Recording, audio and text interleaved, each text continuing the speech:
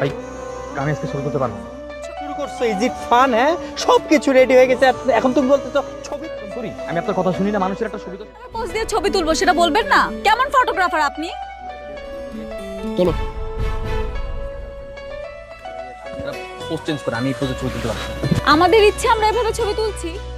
আমি আসতে পারি না, এখানে আমার ছবি তোলা হচ্ছে না যে আমাকে আসতেই হবে। ও হ্যাঁ, হাসবা কি করে? তোমার তো কষ্ট লাগতেছে তাই না? আমার কষ্ট লাগবে কেন? আমার কোনো কষ্ট নেই, আমি এখানে আমার প্রফেশনাল কাজে আসছি, আমার কষ্ট লাগার কি আছে এখানে? এক্স গার্লফ্রেন্ডের বিয়ে ঠিক হয়ে গেছে, সে আরেকজনের সাথে ছবি তুলতেছে, তোমার তো কষ্ট লাগবে। এতই যখন কষ্ট লাগতেছে তাহলে ব্রেকআপ কেন করছিস? মাইমা প্লিজ এখান থেকে যাও, শান্তি মতো নাস্তাটা করতে দাও। হ্যাঁ করো, শান্তি মতো নাস্তাটা করো, এরপর মনোযোগ দিয়ে ছবি তুলবা। একটা ছবি যদি বাজে আসছে না।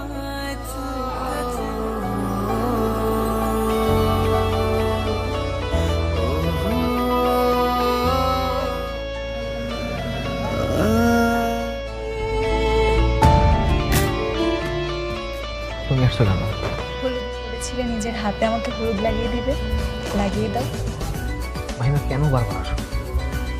কেন বারবার এসে কাটাকে নুনের চিড়ে দাও বলতে? তুমি বোঝো না, বুঝতে পারো না? এই সারাটা দিন আমাকে কষ্ট দেওয়ার জন্য যা ইচ্ছা তাই করেছো। কষ্ট? তোমার আবার কিসের কষ্ট? তুমি নিজেই তো বলেছো আমাকে বিয়ে করবে, তাহলে আবার কষ্ট? না, আমার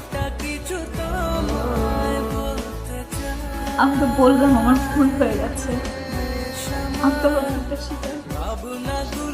এই ফটোগ্রাফার, ছবি ঠিক মতো তুলতে পারো তো? কি যে বলেন আঙ্কেল, আমার জীবনের সবথেকে সেরা ফটোগ্রাফি আছে এগুলো। ভালো করে তুলতে হবে, কোনো মুডস এন্ড মোমেন্টস যেন নষ্ট না হয়। ওকে, রঘু বসি, বস বস। ভাইয়া প্লিজ, এখন তো আর আপত্তি নেই তাই না? একটু ক্লোজ হন, দুজন দুজনের দিকে তাকান। হ্যাঁ, স্মাইল প্লিজ।